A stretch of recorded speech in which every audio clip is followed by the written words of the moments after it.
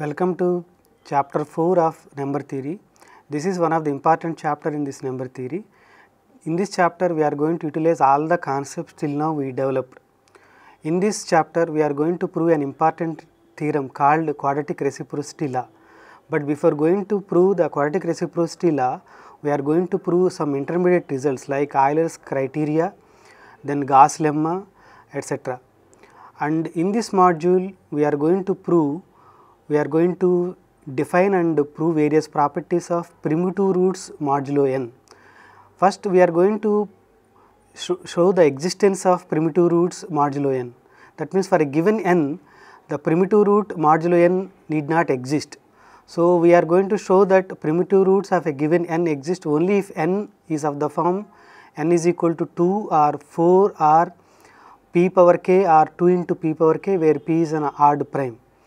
So we are going to see primitive roots of modulo n for a given n now. In chapter 4 we are going to see primitive roots and quadratic residues. In the module 1 we are going to discuss about primitive roots. The learning objectives of this module are group of units of Zn and order of an integer modulo n where n belongs to n, and the primitive roots of n. Group of units of Zn, let n belongs to n natural numbers, then we define un is equal to x belongs to n such that 1 less than or equal to x is less than or equal to n, where x comma n equal to 1, that is GCD 1. So un is set of all numbers which are relatively prime to n and less than or equal to n. So the un is set of all numbers 1 to n relatively prime to n. For example, u8 is equal to 1, 3, 5, 7. It is because these 1, 3, 5, 7 are relatively prime to 8. u12 is equal to 1, 5, 7 and 11. So in general up equal to, where p is a prime number, then up is equal to 1, 2, 3 up to p minus 1. So why we are interested in these numbers? We know that Zn minus 0 does not form a group with respect to multiplication. As for example, if I take Z6 is 0, 1, 2, 3, 4 up to 5 is a group with respect to addition modulo 6. But Z6 star, that is if I remove 0 from it, then we have 1, 2, 3, 4, 5 is not a group with respect to multiplication modulo 6, as 2 into 3 equal to 6, 0 mod 6, and that does not belongs to Z6 minus 0. Also the elements 2, 3, 4 do not have multiplicative inverses modulo 6, or equivalently Ax is congruent to 1 mod 6 does not have solution whenever A is equal to 2 or 3 or 4. So that is why we are looking for un. So un is a group with respect to multiplication modulo n. So the answer is yes, that is un is a group with respect to multiplication. So but one can verify easily. The next question is un, that is a set of all integers less than n which are relatively prime to n, is going to be a cyclic group or not. So this is now we need to explore. The answer is no. For example, un is not cyclic. In general, un is cyclic only when n is equal to 2 or 4 or p power k or 2 into p power k, where k is greater than or equal to 1, where p is an odd prime. For n is equal to 2, 4, p power k or 2 into p power k, k greater than or equal to 1, the generators of un are called primitive roots of modulo n. So in this module our topic is primitive roots modulo n. So primitive roots modulo n are nothing but the generators of this group un. un is a group with respect to multiplication and its generators are primitive roots of modulo n. For example, n is equal to 5, u5 is equal to 1, 2, 3, 4, 2, 3 are primitive roots modulo 5, as 2 power 0 is 1, 2 power 1 is 2 modulo 5, 2 square is equal to 4 modulo 5, 2 cube is equal to 3 modulo 5. So we are getting all the elements in u5. So 2 is one of the generator. So 2 is a primitive root modulo 5. Similarly, we can verify that 3 is a primitive root modulo 5. So that means 2 and 3 are generators of this cyclic group U5. Further, Un is set of all generators of the additive group cyclic group Zn also. So, this is an interesting exercise to do. Un is set of all generators under additive cyclic group Zn. Zn is a cyclic group with respect to addition. So, Un is collection of all elements in Zn that have multiplicative inverses, hence Un is called group of units of Zn. For a fixed positive integer n, Euler's theorem says that for any a belongs to n, GCD of a comma n equal to 1, then one has a power phi of n is congruent to 1 mod n. Therefore, so there exists a positive integer say x such that a power x is congruent to 1 mod n. So, and a power k is not equal to 1 mod n. So, obviously from Euler's theorem that x is less than or equal to phi of n. So, that is prompted this definition. Fix a positive integer n and a belongs to n with GCD of a comma n equal to 1, then the least positive integer x such that a power x is congruent to 1 mod n is called order of a modulo n, denoted order of a n. So, if order of a n is equal to phi of n, then a is called primitive root modulo n. This is another way to define primitive root modulo n. So, for example, n is equal to 13, 3 power 1 is 3 congruent to 3 mod 13, 3 square is 9 congruent to 9 mod 13, 3 cube is congruent to 1 mod 13. That means 3 power 3 itself we got 1. So, order of 3 modulo 13 is 3, whereas 12 square is congruent to 1 mod 13. So, order of 12 modulo 13 is 2. In fact, n minus 1 is congruent to minus 1 mod n for any n. So, order of n minus 1 is equal to 2 only. So, whereas order of 2 modulo 13 is equal to 12, that is equal to phi of 13. So, 2 is a primitive root modulo 13. So, example of non-existence of primitive roots will show that there are no primitive roots modulo 16. So, U16 as we know that it is 1, 3, 5, 7, 9, 11, 13 and 15. So, phi of 16 is equal to cardinality of units of 16 U16, that is equal to 8. One can verify easily that a power 4 itself is congruent to 1 mod 16 for all a belongs to U16. That means that order of a is at most 4. So, there is no element whose order is equal to 8. So, there are no primitive roots modulo 16. So, another example, fix a positive integer n and a belongs to n with GCD of a comma n equal to 1. If a is a primitive root of n and un is equal to a1, a2 and so on a phi of n, then we have that a1, a2 and so on a phi n is equal to a square and so on a power phi of n modulo n. So, this result holds only when if a is a primitive root, then all elements in un can be expressed as a. This is the what prompted earlier to define that the generator of un is the primitive root. So, a is a generator now. So, if a is a primitive root modulo n, then a power I modulo n and a power j modulo n are distinct for whenever one is less than or equal to I, not equal to j, less than or equal to phi of n minus 1. Moreover, GCD of a comma n equal to 1 implies that GCD of a power k comma n is also 1 for all 1 less than or equal to k less than or equal to phi of n. Thus, we got the required result. Number of primitive roots. Now, once we saw the existence of primitive roots will not exist for all n, but once it exists, then how many are there? So, this example answers that one. Fix a positive integer n and assume that n has a primitive root, then the number of primitive roots of n is equal to exactly phi of n. So, note that if a is a primitive root modulo n, then order of a n is phi of n. Now, observe that 1 less than or equal to k less than phi n, order of n, order of a power k modulo n is also equal to phi of n if and only if GCD of a comma phi of n is equal to 1. This is similar to the primitive nth roots of unity which we proved in the previous module. By definition, the number of integers which are relatively prime to n and relatively prime to phi of n is equal to phi of n, hence we got the required result. So, now we will see an example to find all primitive roots of modulo 13. Using an example given before, we see that 2 is a primitive root modulo 13, as phi of 13 is equal to 12, the numbers 1, 5, 7 and 11 are co-prime to 12. We see that 2 power 2 equal to 2 power 1 and 6 equal to 2 power 5 modulo 13, 11 equal to 2 power 7 modulo 13, 7 equal to 2 power 11, they are all primitive roots modulo 13. So, the primitive roots modulo 13 are 2, 6, 11 and 7.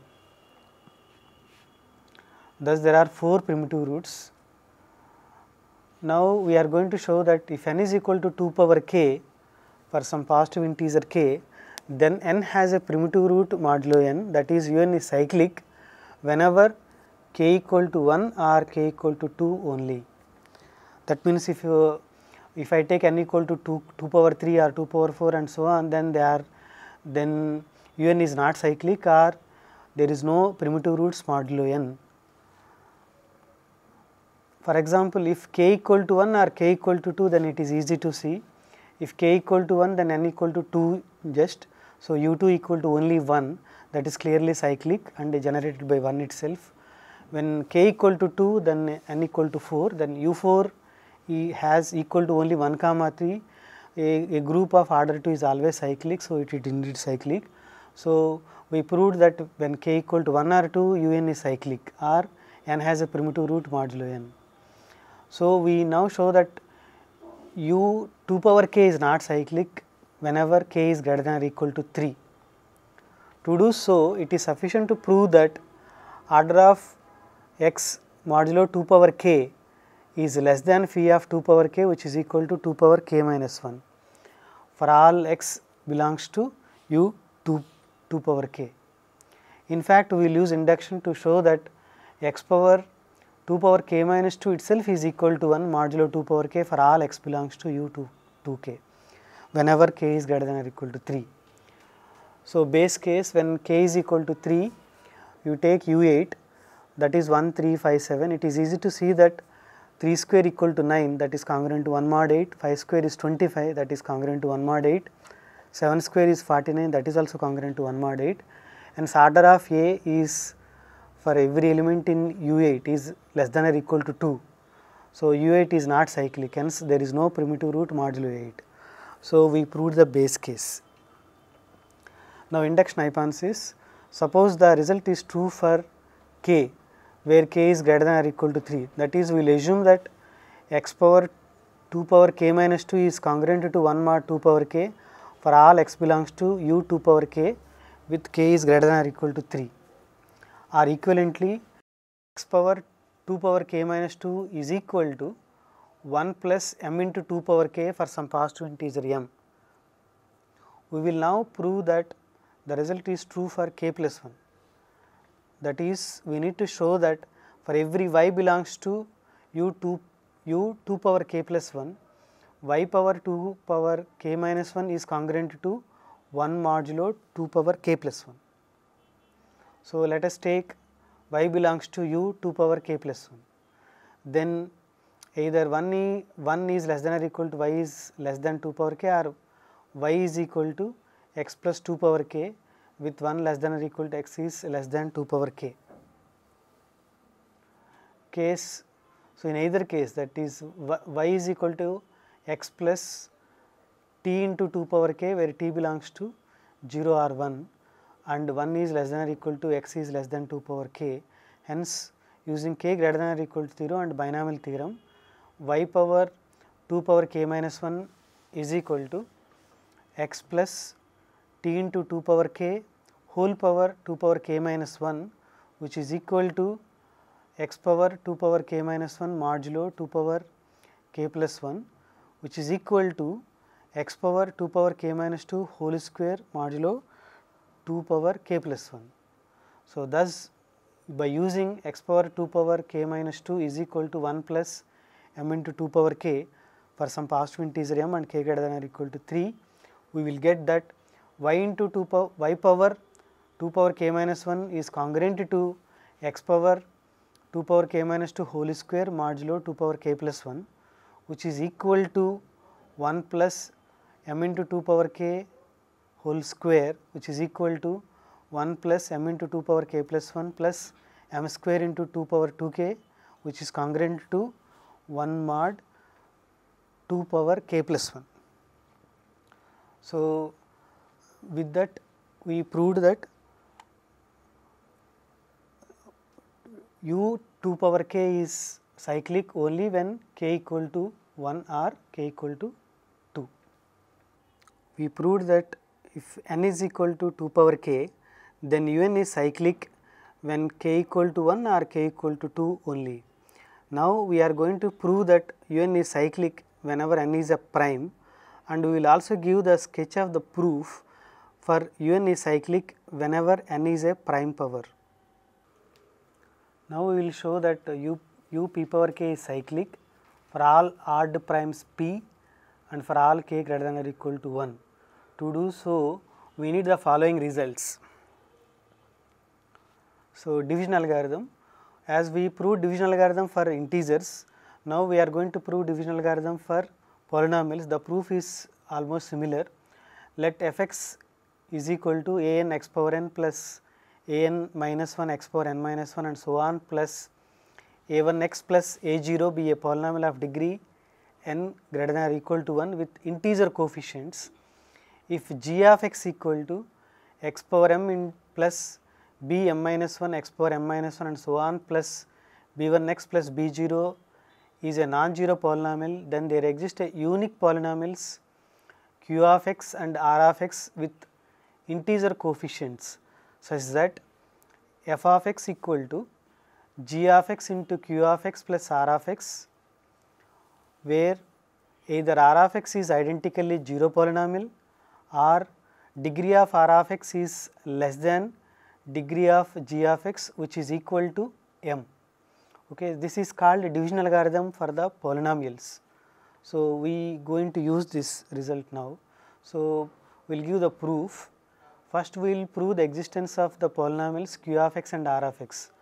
The result is clearly true if degree of f of x is less than degree of g of x, as in this case f of x can be written as 0 into g of x plus f of x itself. So, let us assume the result for polynomials of degree less than n minus 1 and consider the polynomial f of x is of degree n, and if n is less than m, we are done. So, we will assume that n is greater than or equal to m. So, then we will see that the polynomial h of x is equal to f of x minus a n into x power n minus 1 into g of x has integer coefficients and degree of h of x is less than or equal to n minus 1.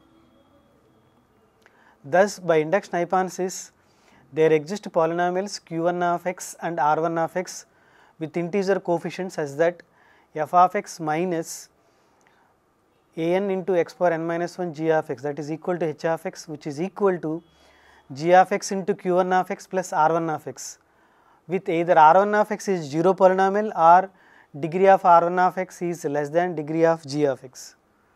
Hence, f of x equal to, now if you bring the remaining term to that side, then f g of x into a n into x power n minus 1 plus q1 of x plus r1 of x. Thus, we obtained a required result as we obtained q of x as a n into x power n minus m plus q1 of x and r of x as r1 of x itself. So, the proof of uniqueness is left to the reader. So, he can prove, now take two representations and prove that they are equal. The proof is goes similar to the proof which we done for division algorithm for integers. Now, the remainder theorem, this is a familiar result, those who are know the proof they can skip. Let f of x be a polynomial of degree n greater than or equal to 1 with integer coefficients, then f of a is a remainder when f of x is divided by x minus a. The division algorithm applied to polynomials f of x and x minus a gives us the unique polynomials q of x and r of x such that f of x equal to x minus a into q of x plus r of x. That means we are applying division algorithm for f of x and x minus a as a g of x. Then r of x is either 0 polynomial or degree of r of x is less than degree of x minus a, which is equal to 1. Hence, in either case r of x is a constant. Moreover, f of a is equal to a minus a into q of a plus r of a, so which is equal to r of a itself. So, r of x is a constant implies r of x equal to r of a, which is equal to f of a for all a.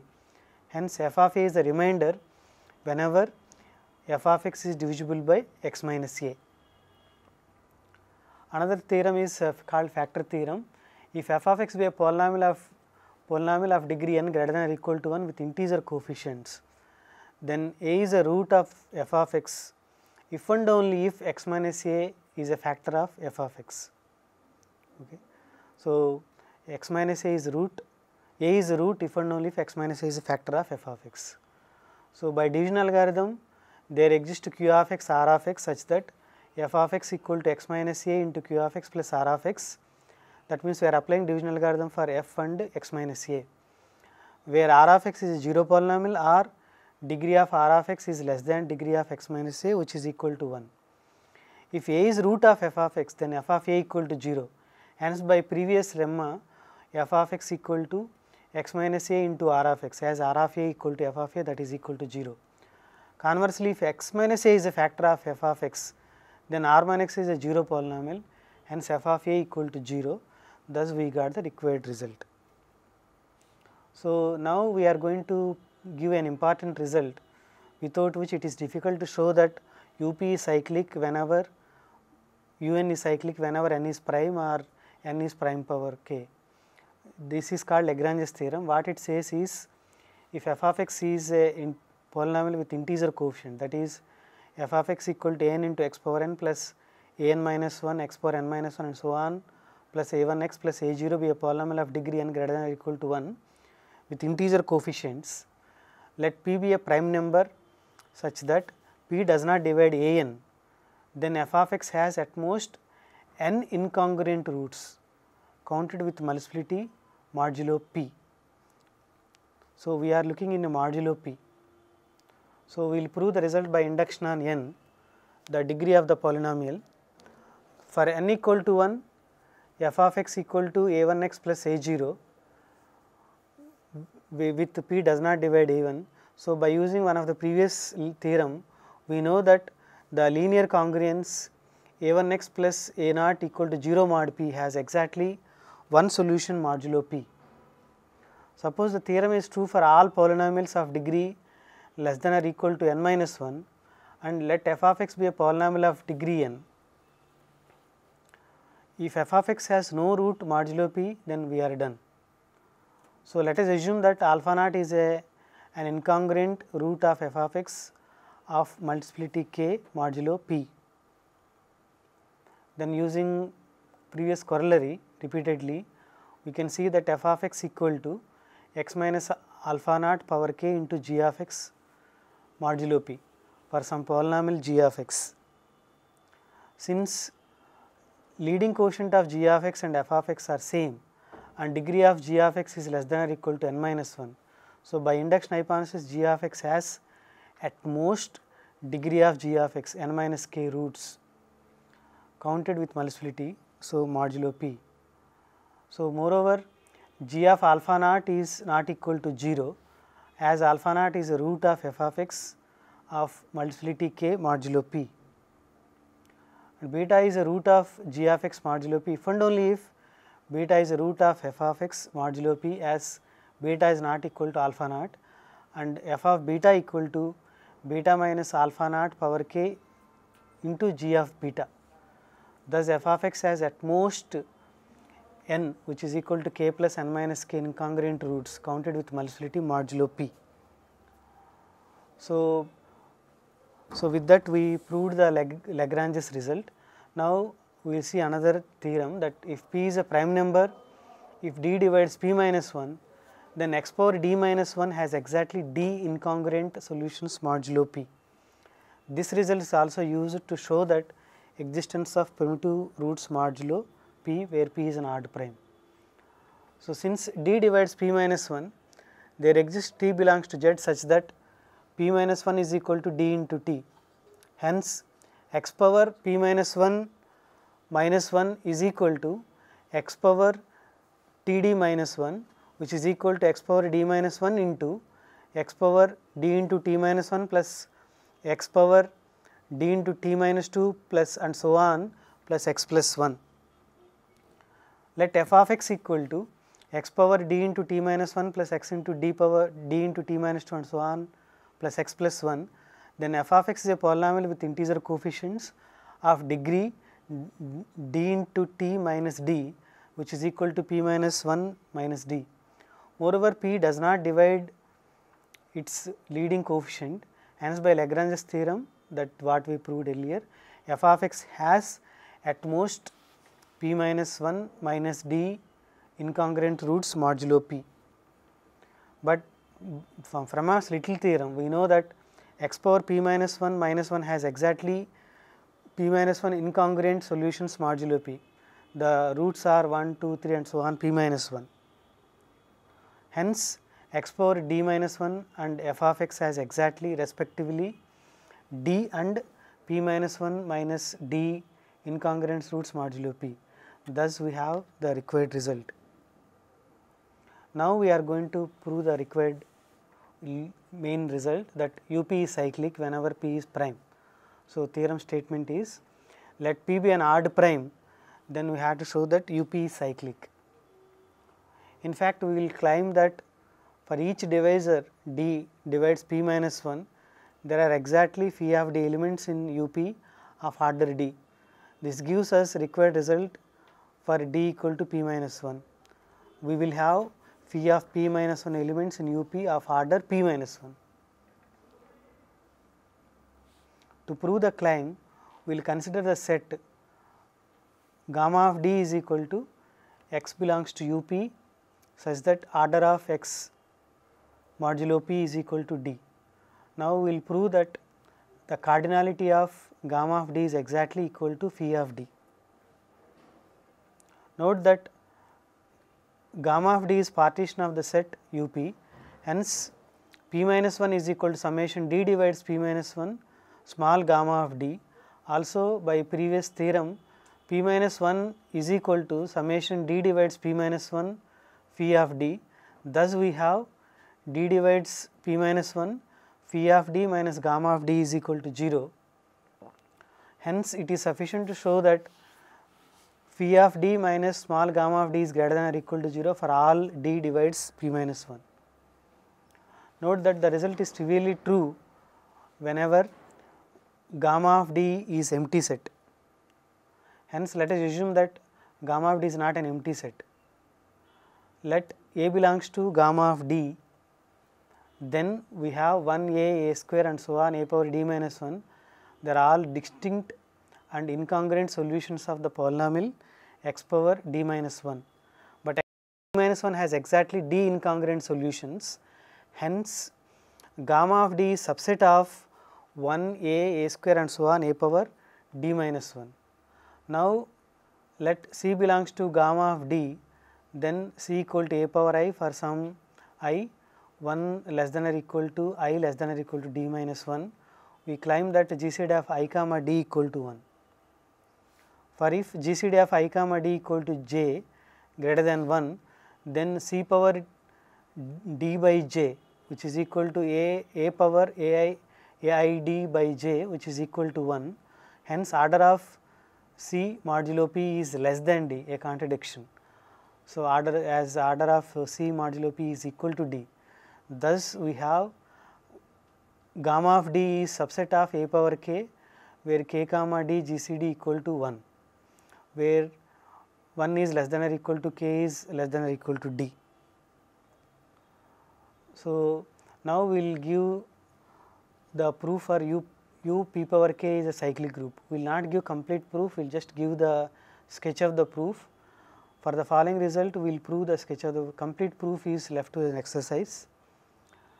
Theorem, it says that P is an odd prime, then U P power k is a cyclic group for all k greater than or equal to 1. That means that after this theorem we can have that the primitive roots exist for n equal to p power k also. Since UP is cyclic, there exists a generator for UP. Let A be one such generator. Then we will show that either A or A plus P is a generator for UP square. So, you just try for this one. Take A is a generator for UP, then you have to show that A or A plus P is a generator for UP square. Finally, we show that if B is a generator for B square, then B is also generator for U p power k for all k greater than or equal to 2. As we notice, Lagrange's theorem is very useful in establishing the existence of primitive roots modulo n, and we are going to give further applications of primitive roots modulo n in subsequent modules. With this, we will end this module.